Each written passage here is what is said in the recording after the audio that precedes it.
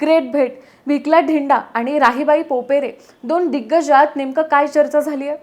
मंडळीत मुंबईत नुकतेच आदिवासी क्रांती दिनाचा कार्यक्रम पार पडला. या कार्यक्रमाला अहिल्यानगरच्या शान असलेल्या बीजमाता पद्मश्री राहीबाई पोपेरे उपस्थितीत होत्या.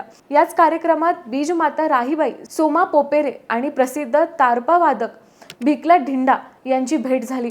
दोघांनीही एकमेकांना आदर करत सन्मानपूर्वक शुभेच्छा दिल्या. या दोघांनीही आपापल्या क्षेत्रात पद्मश्री मिळवत आदिवासी समाजाला एक विशिष्ट उंचीवर नेऊन ठेवलंय. भिकला ढिंडा यांनी राहीबाईंचा गौरव करत त्यांच्या बीज संकलन आणि गावरान बियांच्या प्रचार प्रसाराच्या कामाबद्दल आदर व्यक्त करून शुभेच्छा दिल्या.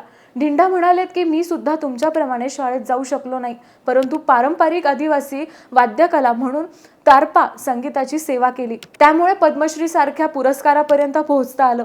कुठलेही काम मनापासून आणि आवडीने केल्यास त्यातून नक्कीच सन्मान प्राप्त करता येतो. यावर दोघांचंही एकमत झालं. भिकल्या ढिंडा यांनी भेटण्याची इच्छा राहीबाईंनी यापूर्वी अनेकदा व्यक्त केली होती. अखेर आदिवासी क्रांती दिनाच्या दिवशी यांची दोघांची भेट झाली.